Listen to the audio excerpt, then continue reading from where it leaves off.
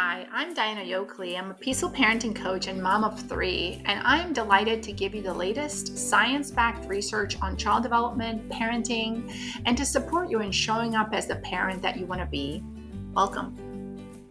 Hello, everybody, and thank you for joining us today on the podcast. I have an amazing expert here with us today. I have here with me Alissa Jerud. Welcome, Alissa. So glad to have you here today. Oh, thank you so much, Diana. I'm so glad to be here. Yeah, I'm really excited to have you on the podcast. So we're going to have a really powerful conversation for all of our parents watching and listening today. Alissa has a brand new book coming out called Emotion Savvy Parenting, a shame-free guide to navigating emotional storms and deepening connection. And I just finished reading it. I am really, really in love with this book. I can't recommend it enough. And I'm excited to talk about it today on the podcast with Alissa. And then we will I'll let you guys know where you can find out where you can get your copy. So excited that you wrote this for several reasons. But before we get into that, let me tell you guys just a little bit of background on Alissa. So Alissa Jerud, PhD, is a mom of two, a licensed clinical psychologist, a clinical assistant professor at the University of Pennsylvania, and an author of this amazing book, Emotion Savvy Parenting, which is a compassionate, science-informed guide for relating more skillfully to painful, unwanted emotions. In her private practice, Dr. Jerud specializes in highly effective exposure-based treatments for anxiety-related disorders, including OCD, PTSD, social anxiety disorder, panic disorder, and specific phobias and generalized anxiety disorder. Additionally, she specializes in dialectical behavior therapy, DBT, skills training, and particularly enjoys helping other parents learn research-backed strategies for accepting, regulating, and tolerating their emotions, as well as their children's.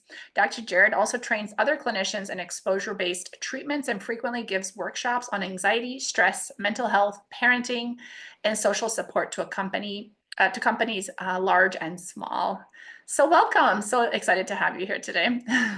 Thank you. I really am so excited to be with you. And thank you for your Yeah. very kind words about my book. Yeah, and the reason this is a great conversation is because so often I work with parents and I hear from parents, and I'm a parent myself, and so Mhm. many of us as parents, we're trying to parent more consciously, more gently, more evidence-based, science-based, and we have a lot of left brain activity. We have a lot of learning going on. We're listening to podcasts, we're reading books, we're trying to be more mindful.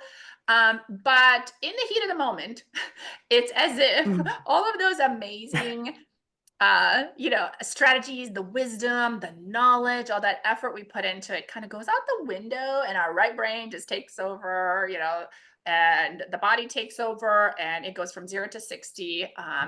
Classic 0 to 60, right? And we find ourselves reacting instead of responding with choice in a way that we wish we could. And some more dramatically than others. But even if parents are like snarking at their kids, or maybe like sarcastically commenting back, maybe they're not yelling, but maybe they're just like, it's just really hard to say something mindful and Mhm. conscious in that moment. We can feel, I think, really stuck as parents sometimes, that Yeah. I'm doing all this hard work and still I'm not healed. Still, I'm not showing up the way that I want to be. So much shame, again, like self-criticism, shame on ourselves can come kind of after that. And I know you talk about all these different phases in the book, but yeah, this is kind of what your book is about. So I guess we'll kick it off from there. Yeah. Oh, well, I think you just hit the nail on the head, right? Like it is, first of all, I just want to note parenting is, I mean, it's amazing, right? And so Yeah. joyful. And it's also this unbelievably, incredibly hard job. And so there is no way, no matter how many skills you have in your arsenal, there is no way that you're always going to show up exactly how you'd like to with your kids. We're human, we're going to make mistakes, we're going to lose our cool in some way, shape, or form at some point. Maybe that is, like you're saying, just getting like a little annoyed in your tone, right? Maybe Yeah. it's Yeah. doing something more, yelling at your kid, punishing your kid, whatever it might be. But we're going to mess up. And I do myself still. I write about it in the book. I'm Yeah. not perfect by any means.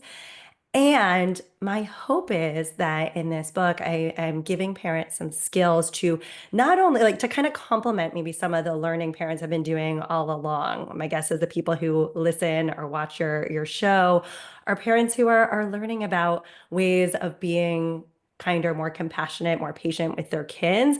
But like you said, in the heat of the moment, that all goes out the window. And so my hope is that I can offer parents some skills that can be Mhm. help set them up for success in those really challenging moments. And one of the things that I like to think about in some ways is that these skills are not skills that you can just learn through reading. And so I talk about this in the book that like the more often you practice these Yes. skills, the more likely it is that you're going to be able to use them in those really difficult moments. And I actually really encourage parents to practice them when kind of I call it like, the weather is calm, right? When they're not in the midst of an emotional storm, because otherwise it's kind of Mhm. like trying to ride a bike, when you don't really know how to ride a bike that well and trying to do so on a really steep incline. It's going to be almost impossible to be skillful and actually make it down safely or in the way that you want to make it down. Whereas if you practice on a flat surface over and over again, many, many times, those Mhm. inclines are going to be so much easier to traverse down the road. Yeah, yeah, for sure. And I talk to my clients a lot about that too. And on the podcast, like practice is key. It's like the repetition is what when the neurons fire together, they wire together. And still, and I'd love to hear what your thoughts are on this. A little bit kind of on the side of the topics that are in your book, but this idea of practice. I think parents, myself included, have this part of them that resists practicing outside the Mhm. moment. Yep. And I'm just curious, like, your CBT, DBT trade, mindfulness, like aware, all of these kind of mental processes, you're educated in this. What is it about this not practicing thing that, preaching to the choir, but, it's still hard. It's hard to get started and start that workout if you've never worked out Right. regularly. It's hard to cut sugar out of your diet if you have never tried it and stick with it for a while. It's hard to start doing these practices Right. um, Yep. Yeah. when it's not a habit yet. What is it about that resistance? And is Yeah. there something Yeah. helpful that you have for parents to offer to, I don't know, because that's like, it's like that's the doorway. If we can't open that door, we can't even use the skills on the other side in the room.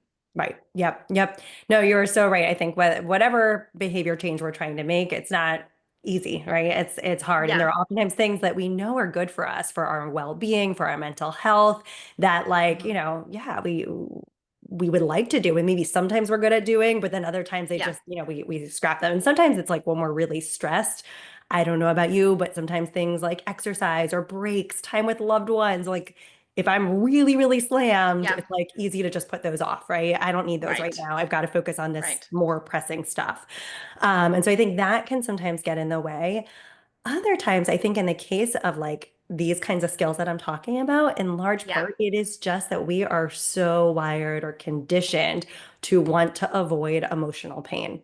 And the Yes. strategies that I'm talking about in this book that I'm asking parents to practice or that I encourage parents practicing are kind of doing the opposite, right? Because we actually, so right, we are evolutionarily wired to want to avoid pain, whether it's physical or emotional. If our hand's in the fire, we want to pull it out.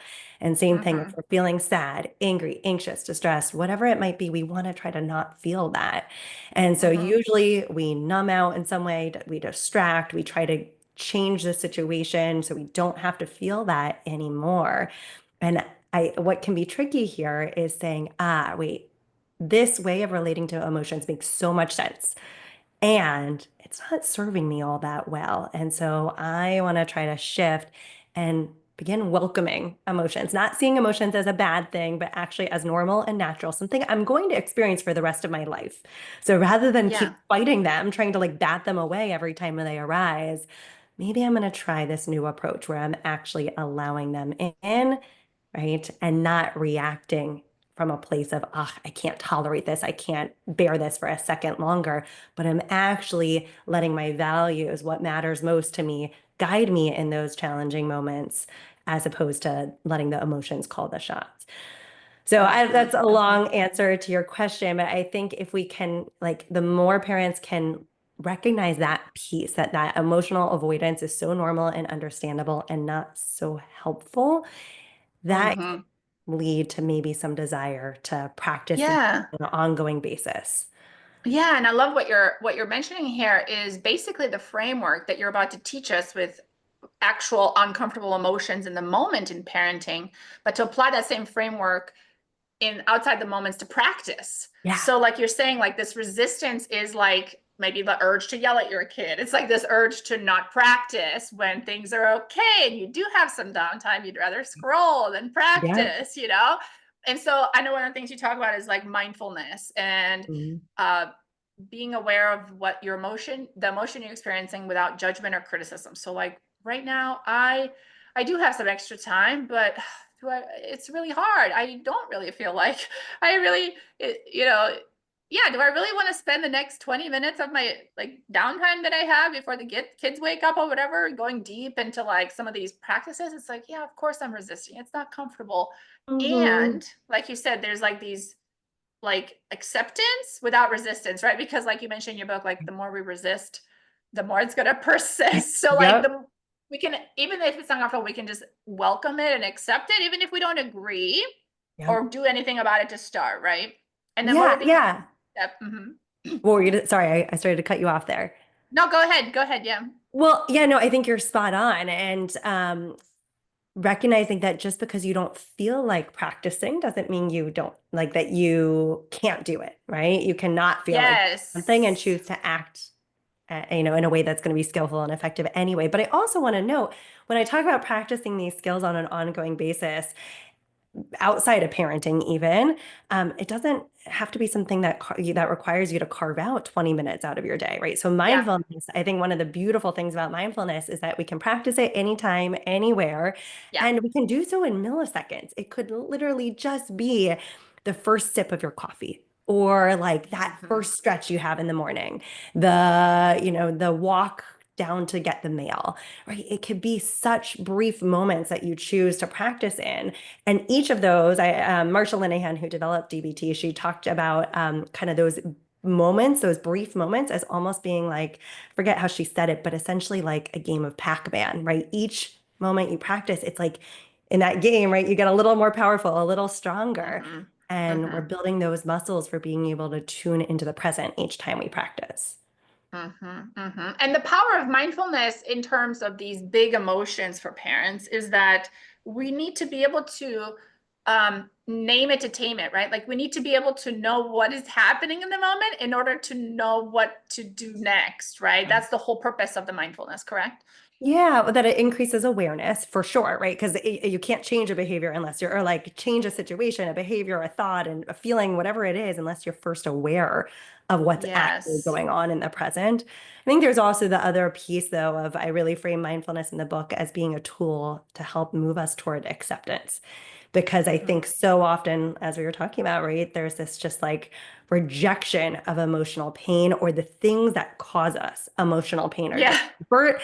And when we push back on those things, oftentimes it actually prolongs our suffering and makes the situation Hmm. worse, not better. So, in large part, yes, Yeah. it's both for increasing awareness, mindfulness, but also increasing acceptance. Yeah.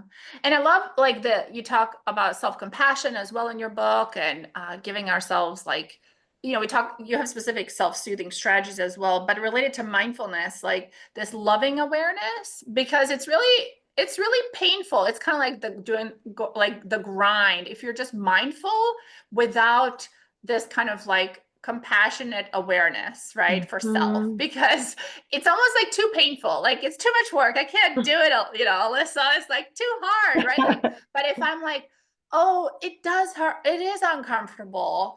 Oh, poor Mhm. me. Oh my goodness. Mhm. Like, no wonder I'm not the only one. Other people. So, like, this loving kind of like blanket over ourselves while we're feeling like this Yeah. and being mindful, right? Like, makes it easier to digest and stay there Yeah. versus like it hurts. That's enough. Yeah. Dissociating, going intellectual, logic, brain kicks Yeah. in, right? Yeah, for sure. And that's part of the reason why I share, stories of my own in the book of moments where I struggle, where other parents struggle, because I want to normalize that. And I think what can happen sometimes for us is we don't, as parents, talk about the really hard moments with our kids Yeah. oftentimes, right? It's like Mhm. we want to forget that they happen, and we certainly don't want our friends, our neighbors, our family to know that we struggled in these ways. We just want to put a bow on it, put the pictures on Instagram that look pretty. And so Yeah. I think just recognizing that this is hard for everyone and that we all mess Mhm. up, we all struggle at times, can be so helpful in the moments where we aren't showing up as our ideal selves, so that instead of beating ourselves up, we can be a little more compassionate toward ourselves, which can allow us, like you're saying, to stay in that pain, to To be a little stay more mind. mindful, Yes. right? Yes. Yeah. To be a little more Yeah. mindful so that we then might be able to think about, well, how might we do better next time? How might we repair? How might we move on from here? Yeah, I love the stories as well. I think you're right. Like the common humanity Mhm. de-shames our own experience. Because if we feel shame about how we're feeling and our life and the struggles we're in, and we feel like shame about it, then we feel alone. And that just creates like the cycle of stress in our body, right? Trying to solve this problem, but chasing our own tail. Yeah. Um, and I love that you have several acronyms in the book. You talk about the art and science of emotions, ART. And then I know you also have another acronym, CALM. Um, but I don't want to jump ahead. If you want to kind of introduce where these kind of come from, I'd love for you to touch on, like, in general, maybe before we dive into the acronyms and these frameworks of what we do in those moments. The power of like CBT, maybe what is CBT, what is DBT, and how are they different? Yeah. And then maybe how they're incorporated into these frameworks that you're introducing in the book.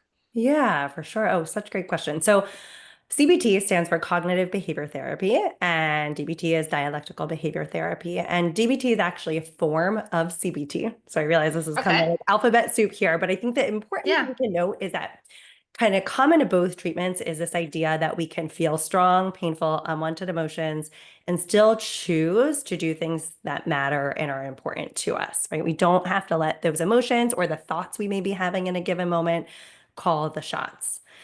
So on the Mm-hmm. CBT side, cognitive behavior therapy side, there are lots of different approaches to CBT. Some people take more of like a cognitive approach. So when there are unhelpful thoughts on board, let's go in, let's try to change those thoughts. And you'll see in my book, I talk a little bit about reframing unhelpful thoughts, which Yes. is doing that.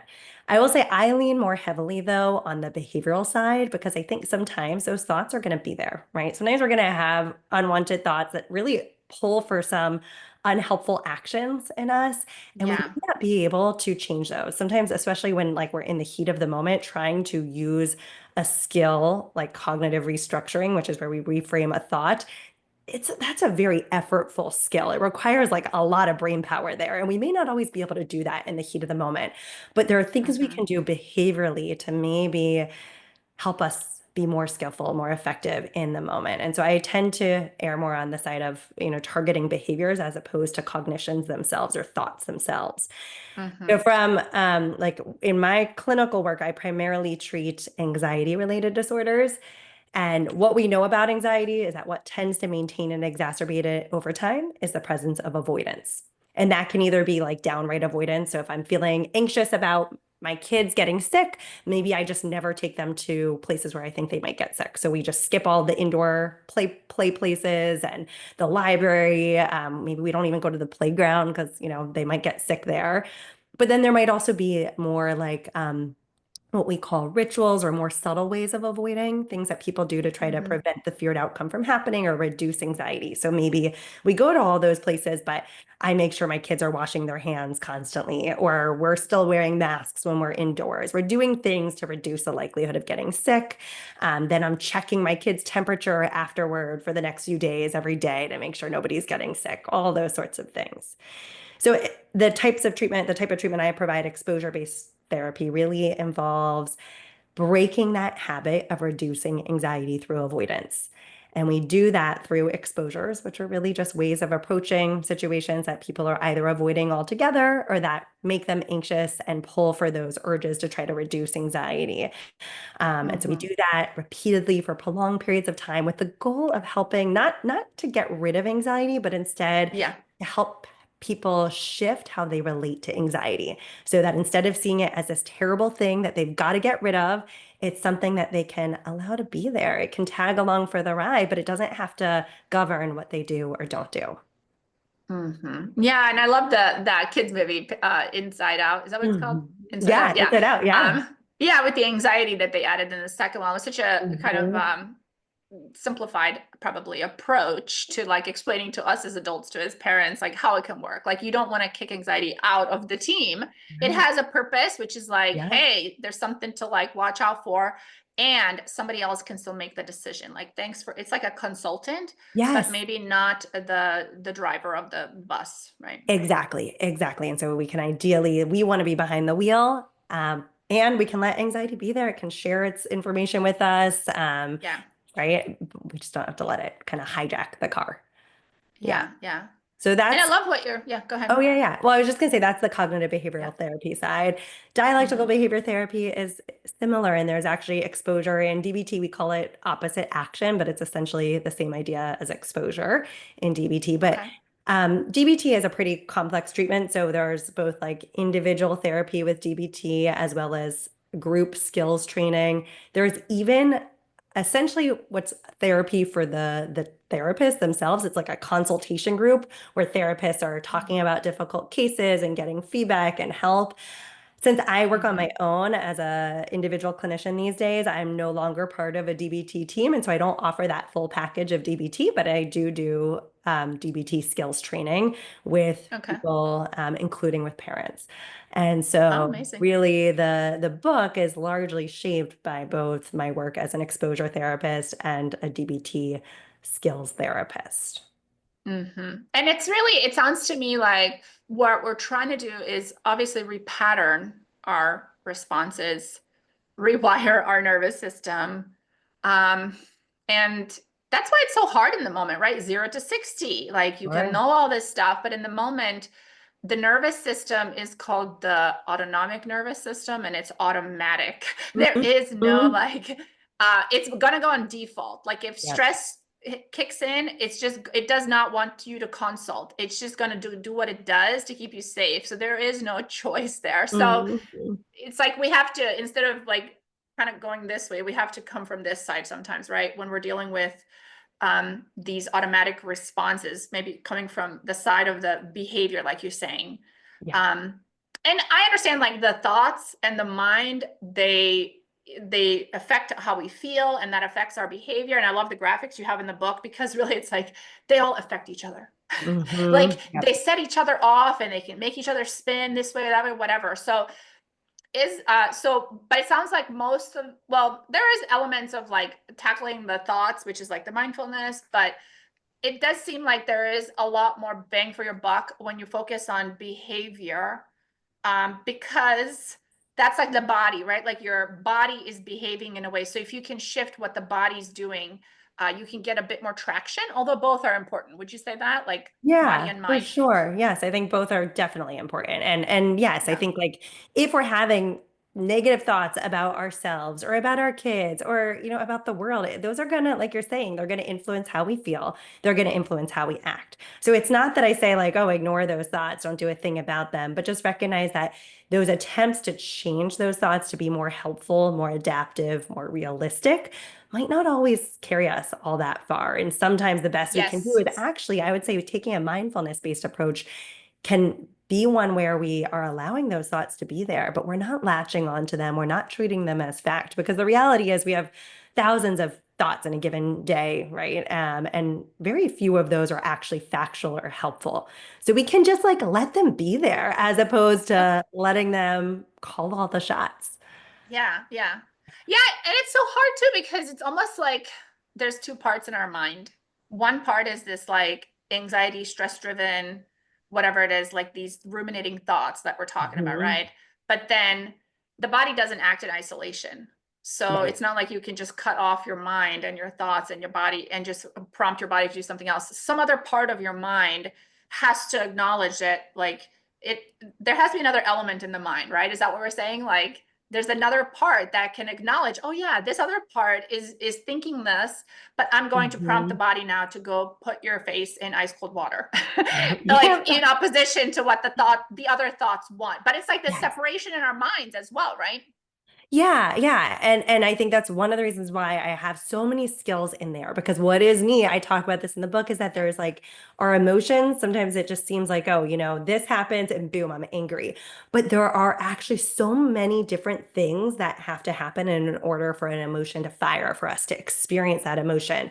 And so if we can recognize all of those components that make up an emotion, well, then there are so many points for intervention. And if going after the thoughts isn't getting me all that far, or I don't even have the Yeah. ability to think about how I might change that thought, well, then Yeah. maybe I can say, I can do something else instead that's a little easier, like use another skill that's easier to implement, that doesn't require me to work quite as hard. Yeah. So maybe then I choose to stick an ice pack on my face, for instance. Yeah. Yeah. Yeah, I love that because it gives you some versatility as like the end user. Like, Yeah. what can I reach for right now? Depending on the intensity of this emotion, depending on how far I've gone down this like flipped lid and slippery slope, what can I reach for and what's helpful, right? Yeah. So you give, your readers kind of like a soup of different things. And obviously, like if you do all of them, it'd be amazing. But sometimes you could only reach for like one or two things to give you some Mhm. momentum to start because it is such a cascading effect. Like we talked about feelings, thoughts, Yeah. behaviors, like they're all like interlinked. So if you can start somewhere, um, sooner than later. I mean, eventually, like you talk about in the book too, like eventually emotions will ride their course and naturally, Hmm. but how long do you want that to go on? Like Right. 48 hours of just feeling frustrated, right? Or do you Right. want to try to, shift that emotion in your body sooner? Yep, yep. Because the thing is, too, right? Now, again, I've talked about wanting to welcome those emotions, letting them be there. And we also have to recognize that those emotions can leave us more vulnerable to experiencing other unwanted emotions, right? So if I just let that frustration with my kids be there and I don't try to do anything, that's fine. Like sometimes I might choose to do that. And Yeah. I might find myself more likely to get frustrated or annoyed or irritated or angry with something else small that they're doing that I wouldn't otherwise be Yeah. all that bothered by. So sometimes trying to jog ourselves out a little bit of what we're feeling while accepting that emotion is there and that it may not go away, but it might be worth our while to see if we can get it to budge a little bit. Yeah, because like you said, otherwise it just if it sticks around too long, it's kind of like the banana that starts to go bad. It starts to infect the other bananas or the Right. apple, whatever, right? Like the fruit that's super contagious with its gases and it just spoils everything else. So it has like an effect on, even though, yeah, you think you can tolerate just being as it is, it might actually create more problems, a bigger meltdown like later in the afternoon, Yeah. because you're building up more stress in your body now, and Yeah. eventually you go out of your window of tolerance. Yeah, and I'll just Um, like add, just sorry, I just want to note like yeah, yeah, because it's such a tricky balance because I don't want to send the message that like when a painful unwanted emotion is there that we've got yeah, to do something about it always, right? Sometimes the most skillful thing to do is to let it be there and to uh-huh, like just let it exist, to mindfully notice that emotion and see yeah, what happens and carry on doing the things that you got to do that matter to you. And so that's not necessarily problematic there, but if that emotion is continuing to persist, right, it might, and even then, like you might let it be there for a while. And if you see that, like, it's pulling for you to scold your kid, yeah, for you to do things that aren't helpful for you, that's when especially it might be worth thinking about, yeah, I wonder if I could do something to shift what my experience right now. yeah. Yeah, I can definitely see that. If it's not affecting your behavior on the outside in terms of how you want to show up as a parent, then yeah, maybe you can handle it. It's within your window of Mhm. tolerance, right? Like, but if you're starting to behave in a way that you wish you weren't, then it's spilling over. Right. Yeah, Exactly. yeah. I would love for you to talk about the ART acronym and Yeah. also CARE if you want to touch on both. Yeah, for sure. So the ART acronym really it comes from DBT. So this acronym is a set of skills to help us more effectively relate to emotions, whether those are really positive emotions or emotions that aren't so fun to feel. But so Hmm. these are comprised, each each letter in that is comprised of a number of mini skills that we can use, we can bring with us anywhere and use anytime. And these are evidence-based, science-backed strategies for helping us regulate our emotions. So the accept skills, or the accept in that acronym, is really about accepting kind of our present moment exactly as it is. Mhm.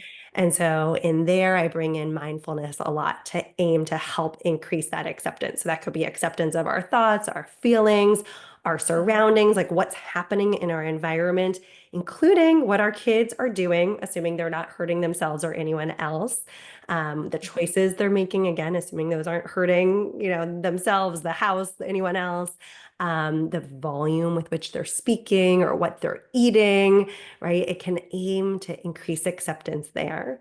So that's Mhm. that first kind of letter of the acronym, acceptance. And the main skill under there is mindfulness. And there are different ways we can practice mindfulness. I'm happy to get into that, but that's kind of the main skill that allows us to move toward acceptance. Then Mhm. the next skill is the next letter in the acronym is regulate, which is all about one, can we increase our awareness of our emotions in the first place? Like, can we understand Mhm. what's happening when we're having an emotion so that we might be less likely to experience painful, unwanted emotions in the first place? And so that we might be able to maybe change our experience a bit, change what we're feeling when we are having strong, painful, unwanted emotions and they aren't serving us well. We're like maybe not acting in ways that we want to act, especially as parents. And so that, Mhm. again, then I go into a number of different skills to help us there. And then the final set of skills, or the final letter in that acronym, is tolerate. And that's all about when we can't change a given emotion, right? We are Mhm. feeling angry, and like chances are that anger is going to be there. We're feeling disappointment or guilt or shame. We're feeling some strong emotion. How can we feel that emotion without making the situation worse? Right? Yeah. Maybe sometimes we might be able to cool that emotion down a smidge. It's still going to be there, but maybe we can take the edge off a little bit so that we can use other skills. So again, we aren't doing something we're going to later regret. Mhm. Mhm. Yeah. So, yeah, I love that. I especially love kind of the R and the T, because that's where it gets sticky. And the T, Mhm. especially if you feel like you're trying to do everything, and it just um, feels like you're not able to shake it off. And what you're saying Mhm. with this tolerate step is that sometimes you don't have to shake it off, but let's kind Mhm. of like short in a little bit so it's not spilling over into these other humans' nervous systems, right? And we can be like, it's kind of like being dysregulated, but kind of still in control a little bit, right? Like Mhm. you're off kilter, but you're not um raging, right? Right. Like, yeah. So I like that. It's kind of like a little bit more of a container. Yep. It's like you're feeling flooded inside, right? Yep. Or you could say dysregulated in terms of your emotions, but your behavior maybe. That's what we're aiming to Yeah. regulate in those moments. And that's such a great example to role model to our kids too. Sometimes our kids get upset, frustrated, angry, and they don't know what to do in that moment. And it's like they can't shake it off right away Right. either. And so it's great to role model anger management to kids, right? Yep. Sometimes it's like sometimes parents get angry too. And yeah, I'm feeling really angry right now. And I'm gonna go and I'm just gonna maybe like take some time for myself or whatever. I'm gonna remove myself, but it doesn't mean that you as a parent never feel big emotions and that you No, don't show definitely that to not. your children, right? It's like Right. when you're in the throes of it, you can even show your kids this is what it's like, and I don't feel good right now, and this is what my plan is, what I'm gonna do while I'm feeling like this. It gives them like an example, a model of what to Yeah. do with these big emotions that can sometimes grab onto us and not let go for a little while. Yes, yes. And one thing that I like to think about too there is because I will let my kids know when I'm angry. When I do, I try to let them know, even if it's something that they did that Yeah, was making me angry, right? I don't know, they just made a mess or they're fighting with each other or they're yeah. just being, they're like, it's hard to get out the door, whatever it is. I try to let them know if I'm saying like, oh, I'm feeling a little upset, I'm feeling angry, frustrated. I try to make it clear that that is still on me Yeah. because it's my like it's up to me whether or not I'm letting them push those buttons of mine. Yes. Even so, sure, the behavior itself might be challenging, and it's still my decision as to whether or not I'm going to let that ruffle me in the moment. And sometimes it's going to Yes. be harder to not get upset by that, to not get activated by that, than other times. And so that's where like those vulnerability factors I came into, I talk about in the book come into play. Some days we're just more Hmm. vulnerable to getting frustrated, angry, annoyed with our kids than other days. And that's going to happen. Hmm. We're all going to Yeah. feel those strong emotions at times. Yeah. Yeah, I love that. A disclaimer that just and it's kind of like yeah, it's kind of like a basic kind of conscious parenting thing. Like we're not gonna make our kids responsible for our feelings. We're in our bubble, they're in their bubble. And it's part of how we can help emotion coach our kids too. It's their bubble, it's their emotions. We are Yeah. gonna help them, but if we start to absorb it, now we take it personally and now we become dysregulated too, because we're like enmeshing with them. It's like my kid's Mhm. having a hard time, this is not about me. Right. Or I'm having a hard time.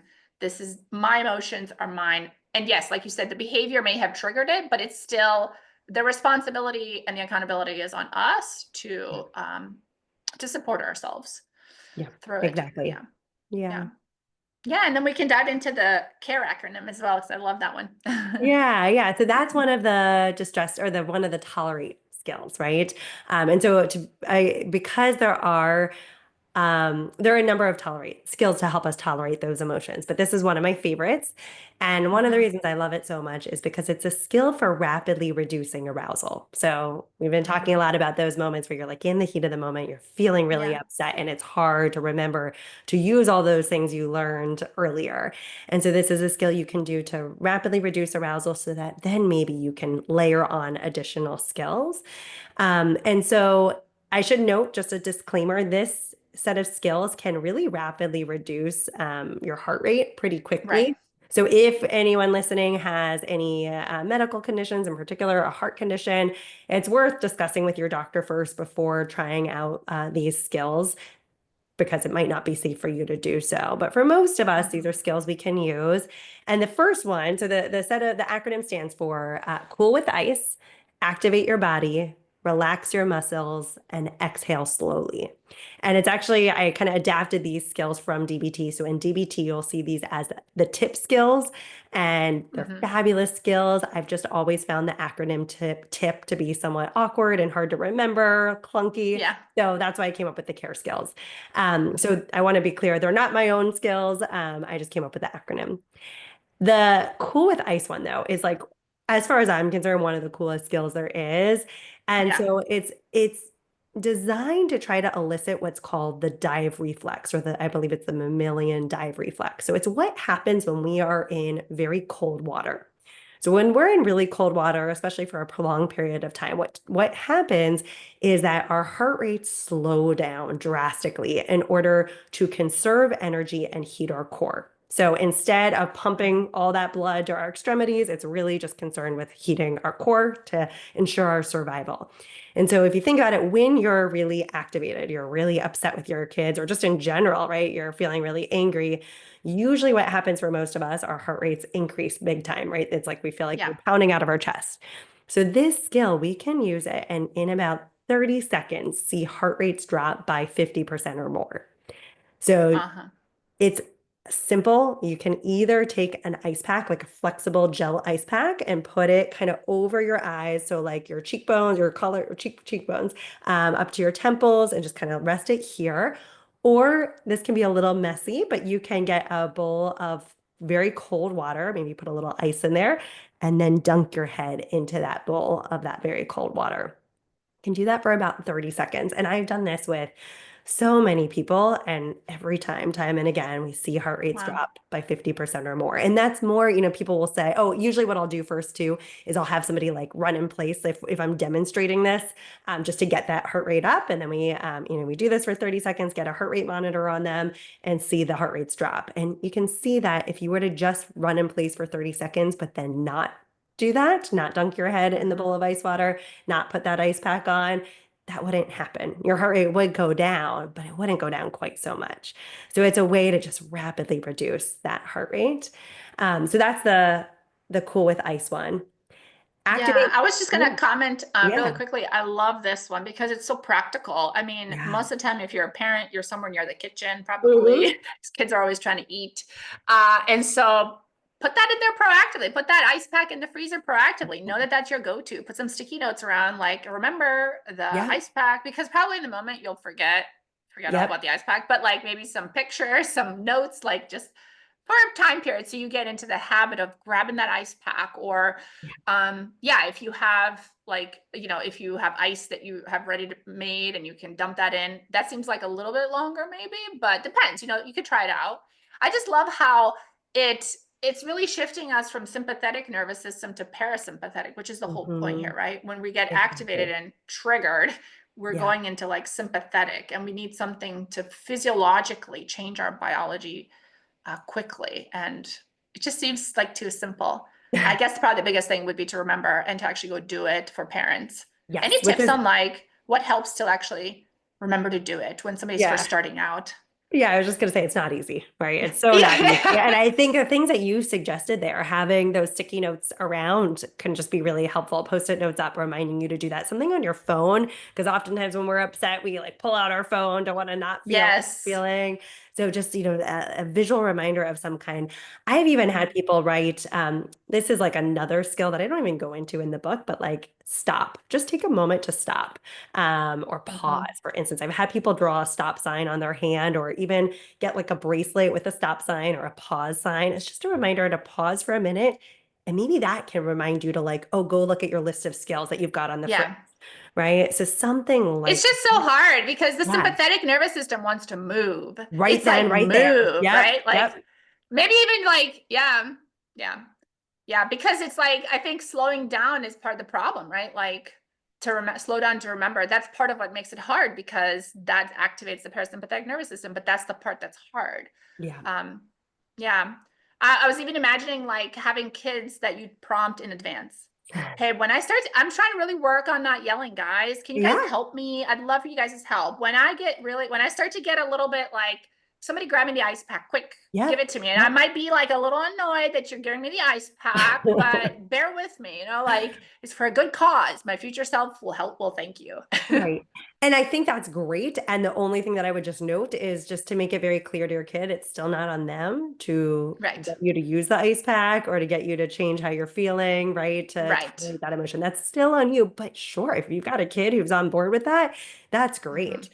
I think the other thing, this is like it's not going to be as effective, but sometimes like I've got a glass of water you see me drink and it's cool. And just like putting that on my head for a Yeah. second can sometimes work well too. So if you're, like you said, you're in the kitchen, you've got a prop Hmm. chance or a glass of water, something on the seltzer water, something Yeah. on the counter, you can just pick it up and put it right there. Reach in the fridge, grab the milk container out of there, right? If for some reason you Yeah. don't have an ice pack or, you just don't Yeah. think to grab that in particular.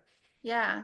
Yeah, I love that idea about grab your water because you could do that on your own without other kids, like around, like without it being like this big emotional thing when you're maybe Right. working and you're just starting to feel Yes. frustrated with something at work. And it's like, oh, let me just practicing when it's a lower threshold. So you have more mindfulness and you Yes. can, and if it feels good, it's like, oh, that's a release. So, like you said, we're drawn towards feeling good and away from feeling bad. So, if this association with this cup of cold water over small instances is like a relief and it feels good, we're more likely to go towards it maybe when we're feeling more Right. stressed.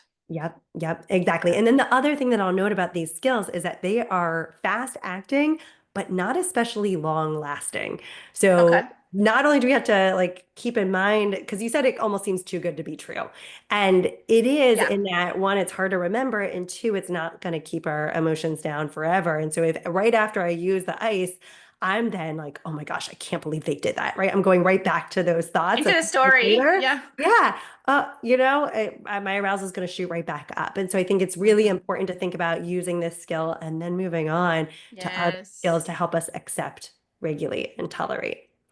Yes. Yeah. Yes, you're right. Yeah, exactly. Because then, yeah, the stories will kick you right back into where you were, and the ice just helped you calm down, but now you're back into that. Right. Yeah. So, yeah, I don't know if you want to elaborate more on the rest of CARE, the acronym of CARE.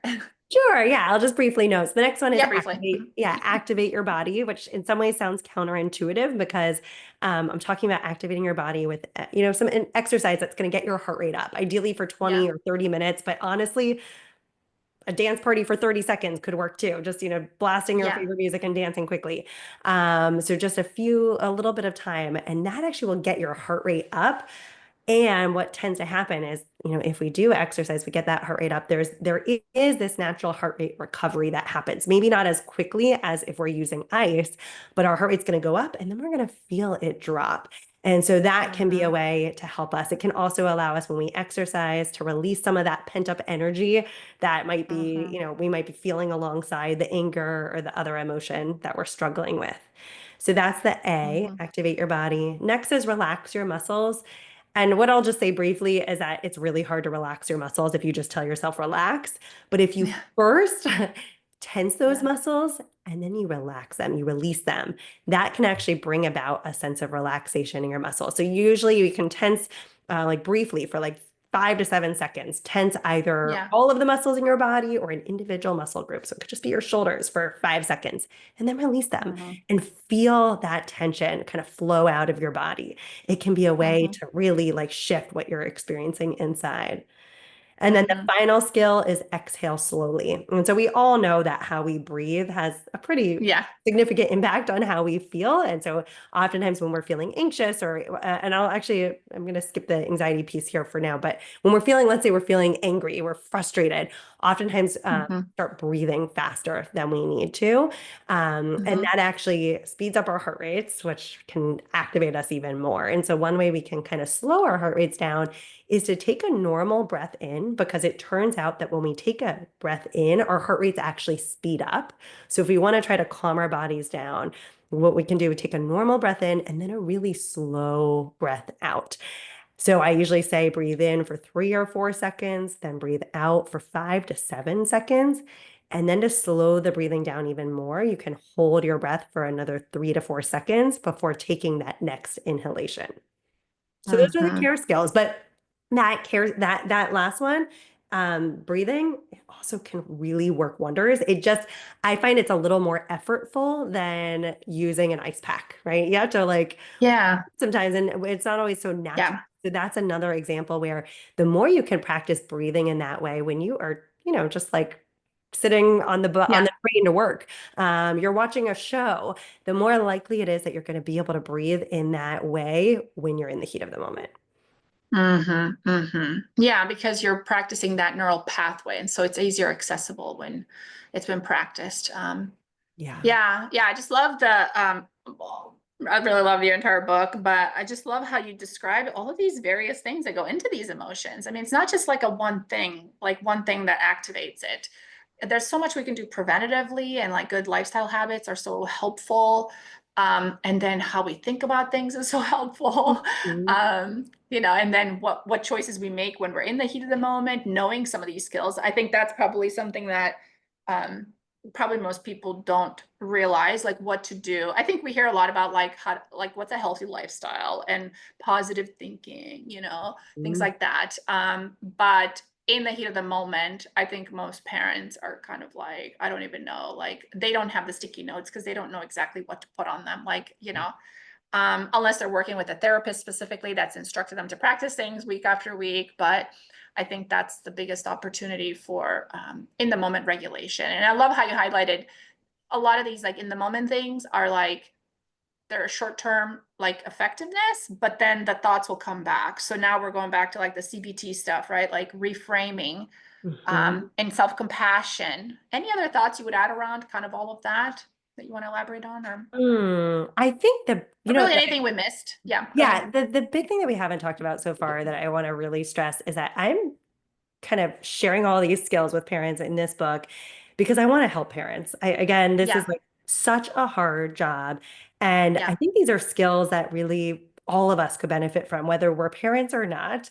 So I'm really, Yes. wanting these in here to help parents. But again, I just want to stress that like I am not saying you need to do this perfectly at all times. And Right, that if right. you mess up in some way that you're going to damage your kid or your relationship with your kid, by no means am I saying that. And so I just want to note that I think I will say when I initially, I think started to learn more about respectful parenting, gentle parenting. And I remember initially I felt so much shame when I messed up in some way, when I scolded my Hmm. kids, when I wasn't as kind as or patient as I wished I had been. And I felt like Yeah. I was causing them harm.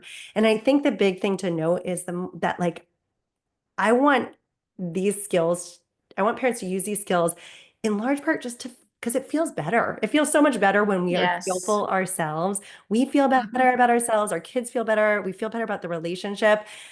We won't always do that though. And so just being willing to allow the mess ups and know that good thing is we get to try again the next day or the next moment. So really just keeping that in mind. Like I really want to encourage people to move away from beating themselves up when they mess up Hmm. and more onto, of course, I'm going to mess up from time to time. This is a learning experience. And now Yeah. let's see where we're going to go from here. Yeah, yeah, yeah. I can totally resonate with that. I think a lot of probably parents listening can. It seems like when we intellectually know better, there's more shame when we Yeah, don't do the better behavior. right. Because now we Yep. know what the right thing was supposed to be doing, but we Right. didn't do it. And then we're like, we're falling short, in the self-criticism. Yeah. So kind of being cautious. Yeah, I agree. Like being cautious about how you're feeling about it, right? Like yes, of course, it's knowledge is power, and education is wonderful, and go in there with lots of compassion, bags of compassion, because Hmm. just because you know it, I mean, the research shows this over and over. Just because you can read about it and you know about it and you can present about it doesn't mean you can actually pull it off with your behavior and your nervous system just yet. Right. It's There's a not reason. equivalent, right? Yep. There's a reason there's the expression easier said than done. Right. And so Yes. just recognizing that it may take some time and that there will never be a point where you're like fully, Yeah. um, fully able to always regulate your emotions. Sometimes your emotions are going to get the better of you. It's okay. Yeah. Yeah. That's part of being human. Yeah. And I think it's a great example too for our kids. Like if we always pulled it off perfectly and they were less than perfect, what are the Yeah. chances of that, right? Like they would feel like they must be complete failures because they're not living up to a parental like performance. So Yep, yeah, it's for it's sure. just another, I think, opportunity. Repair is just an opportunity for reconnection Hmm. and common humanity with our kids. And I often tell parents, like, tell your kids now that you're not perfect. Tell them up front so they don't have to like guess it later. Oh, I thought you were Yeah. perfect. Like, it's like, no, no, no. I remember I've been telling you guys, like, Yep. Be I'm not transparent. I love doing this. Like, it. yeah, don't let them like be surprised when they're 20, like, and they think they know everything better than you. Right. So yeah, any other kind of final closing words? We've covered so much, and I really appreciate your time. I know this is super valuable. Well, at the moment, I think that was like the big thing I wanted to hit on. Yeah. I will say this was such a fun conversation for me, though. I really enjoyed this. You asked Yeah. such insightful questions, so thank you. Yeah. Yeah. Thank you so much. I definitely nerd out on the science stuff, and I love practical application. You've given us just so many, like, there's so many practical tools, and I highly recommend parents get their hands on the book because there's a ton more practical, like step by step, um, definitely practical, like, which I love practical because it's like you can Mm. put it into action. I love to take action. It's like action taker, sympathetic nervous system, but do the actions that are actually going to help you go into like social engagement, mobilize you into social engagement, right? But I also love how you cover the common humanity of the stories. The stories are really powerful too because it normalizes a kind of a range of different situations for parents. And um, yeah, you're not alone in this, I guess, as a parent. Yes, you know what? That is actually a great kind of closing message, right? None of us are Yeah, alone. We're all in this together. And so, yeah, we can do, it's hard and beautiful and, messy, and we can kind of accept all of that and know that we're going through yeah, this with other people too. yeah, yeah. I Yeah. love it. Thank you so much. Would you share a little bit about where people can find, get a copy of the book and maybe about your website? And we will definitely link it below the podcast as well. Yeah, of course. So you can find my book on Amazon, Barnes and Noble. Also the publisher. So Routledge is the name of the publisher. And in Mm. terms of my website, it's my name, Alissa Jerud, ALISSAJERUD.com. I also have an Instagram page. I'm not on there all that much, but it's Emotion Savvy Doc is my Instagram handle. Great. Great. Awesome. Thank you so much. I really appreciate your time, and I know this was super valuable, and I look forward to hearing from our audience about what they enjoyed most. So appreciate your time. Amazing. Oh, my pleasure. Thank you.